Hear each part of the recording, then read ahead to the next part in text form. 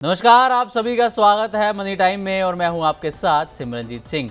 आज इस बुलेटिन में हम बात करने वाले हैं दिन भर की कुछ बड़ी बिजनेस और पर्सनल फाइनेंस से जुड़ी खबरों की। ऐसी खबरें जो आपकी जेब पर सीधा असर डाल सकती हैं। तो चलिए शुरू करते हैं इस बुलेटिन में खबरों का सिलसिला। पहली खबर सीधी आपकी जेब से जुड़ी है, क्योंकि टेलीकॉम कंपनियों ने आपकी जेब ढीली करवाने की पूरी प्लानिंग कर ली है। ऐसा इसलिए क्योंकि आने वाले 2 से 3 क्वार्टर्स में टेलीकॉम कंपनियां टैरिफ बढ़ा सकती हैं। इंडस्ट्री एक्सपर्ट्स का मानना है कि अब कंपनियां वैल्यू पर ज़्यादा ध्यान दे रही हैं, वॉल्यूम पर नहीं। यानी कि वॉल्यूम पर कम ध्यान दिया जा रहा है और वैल्यू पर ज़्यादा। दरअसल ग्लोबल ब्रोकरेज फर्म जेफरीज की रिपोर्ट में कहा गया है कि 1 GB डे वाले डेटा पैक हटाकर 1.5 GB डे वाले डेटा पैक्स को बढ़ावा देने से टेलीकॉम कंपनियों का ARPU 17 से 19% तक बढ़ सकता है।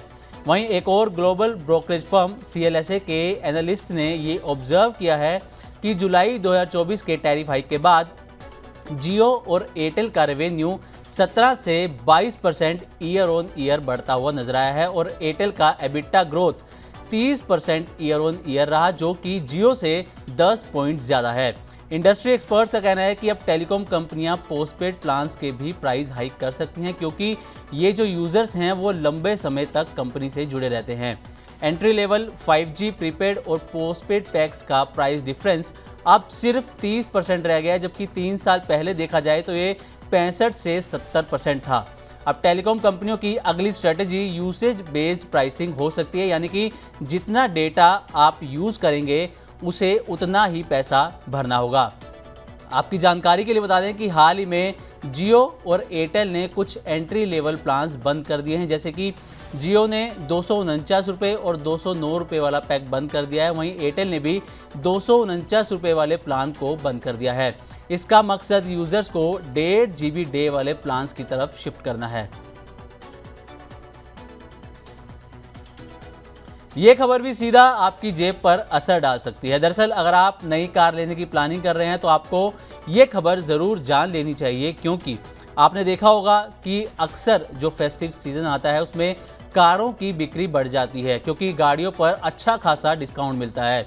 लेकिन इस बार फेस्टिव सीज़न शुरू होने के बाद भी अगस्त के सेकेंड हाफ में शोरूम विजिट और बुकिंग में 25% तक की गिरावट देखने को मिली है।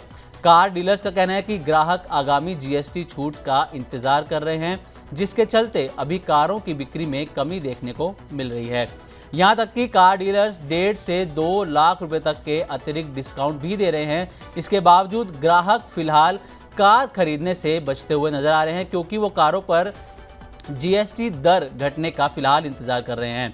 आपको बता दें कि आने वाली 3 से 4 सितंबर को GST काउंसिल की मीटिंग होनी है, जिसमें GST के 4 स्लैब्स में से 12% और 28% वाले स्लैब को हटाने का फैसला लिया जा सकता है और सिर्फ 5% और 18% वाले 2 स्लैब्स बचेंगे।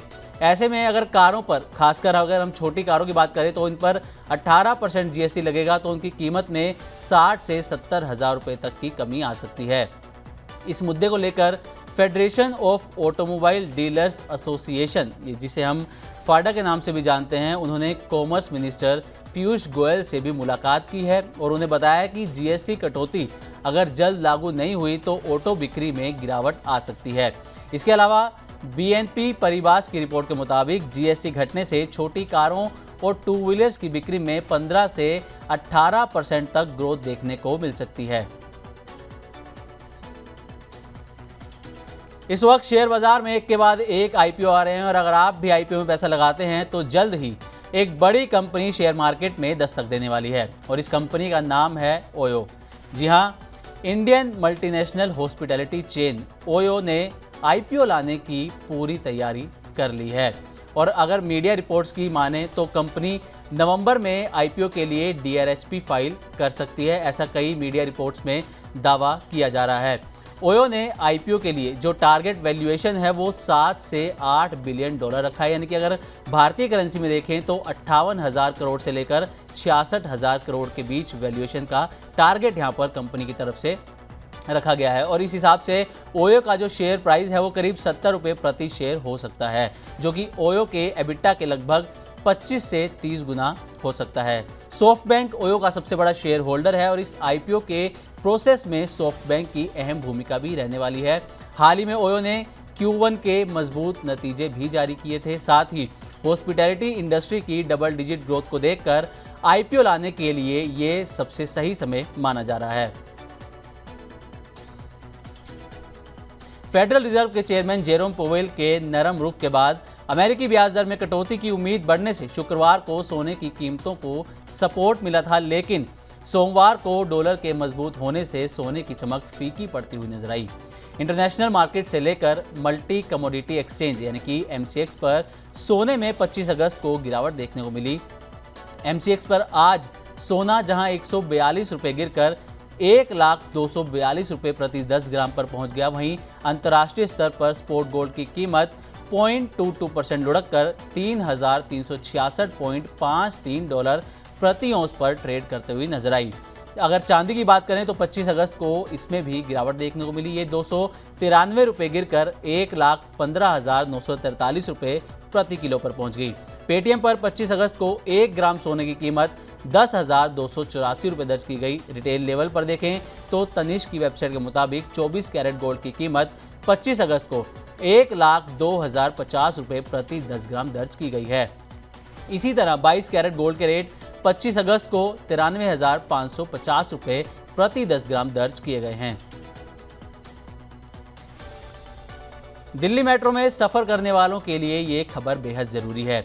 दरअसल 25 अगस्त 2025 यानी कि आज से ही दिल्ली मेट्रो का किराया बढ़ गया है। दिल्ली मेट्रो रेल कॉरपोरेशन यानी कि DMRC ने लगभग 8 साल बाद किराए में बढ़ोतरी की है और DMRC ने सभी मेट्रो लाइनों के किराए में 1 रुपये से लेकर 4 रुपये तक की बढ़ोतरी की है। वहीं एयरपोर्ट एक्सप्रेस लाइन पर किराया 1 रुपये से 5 रुपये तक बढ़ाया गया है। अब दिल्ली मेट्रो का सबसे कम किराया 11 रुपये से शुरू होता है और सबसे ज़्यादा किराया 64 रुपये है, जो कि अगर पहले की स्थिति देखें तो सबसे कम किराया 10 रुपये था और सबसे ज़्यादा किराया 60 रुपये था। DMRC ने इस बारे में कहा कि 25 अगस्त 2025 से दिल्ली मेट्रो के किराए में बदलाव होगा। ये बढ़ोतरी मामूली है, जिसमें किराया 1 रुपये से 4 रुपये तक बढ़ेगा। एयरपोर्ट लाइन पर किराया 5 रुपये तक बढ़ सकता है। किराया बढ़ने के बावजूद स्मार्ट कार्ड इस्तेमाल करने वालों को हर यात्रा पर 10% की छूट मिलती रहेगी। इसके अलावा अगर आप सुबह 8 बजे से पहले, दोपहर 12 बजे से शाम 5 बजे के बीच या रात 9 बजे के बाद यात्रा करते हैं तो आपको एक्स्ट्रा 10% की छूट भी मिलेगी। अब जाते जाते बात करते हैं आज की स्टॉक मार्केट की। तो भारतीय बेंचमार्क इंडेक्स, सेंसेक्स और निफ्टी 25 अगस्त सोमवार को हरे निशान में नजर आए। आज की तेजी में रिलायंस इंडस्ट्रीज और IT शेयरों का योगदान रहा, जबकि अमेरिकी फेडरल रिजर्व के चेयरमैन जेरोम पोवेल की तरफ से अगले महीने ब्याज दरों में संभावित कटौती के संकेत के बाद एशियाई बाजारों में भी बढ़त देखने को मिली। 25 अगस्त को भारतीय इक्विटी इंडेक्स पॉजिटिव रुख के साथ बंद हुए और निफ्टी 25,000 के आसपास नजर आया। BSE मिड कैप और स्मॉल कैप इंडेक्स स्टेबल रहे। सेंसेक्स 329 अंक बढ़कर 81,635 पर और निफ्टी करीब 97 अंक बढ़कर 24,967 पर बंद हुआ। लगभग 1830 शेयरों में तेजी, 2,169 शेयरों में गिरावट और 178 शेयरों में कोई बदलाव नहीं हुआ। तो ये थी मनी टाइम में आज की कुछ बिजनेस और पर्सनल फाइनेंस से जुड़ी खबरें।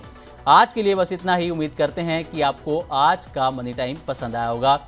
इसी तरह की और भी खबरों से अपडेट रहने के लिए देखते रहें मनी 9 और सब्सक्राइब करें हमारे चैनल। साथ ही बिजनेस और पर्सनल फाइनेंस से जुड़ी तमाम खबरों को आप हमारी वेबसाइट money9live.com पर भी पढ़ सकते हैं।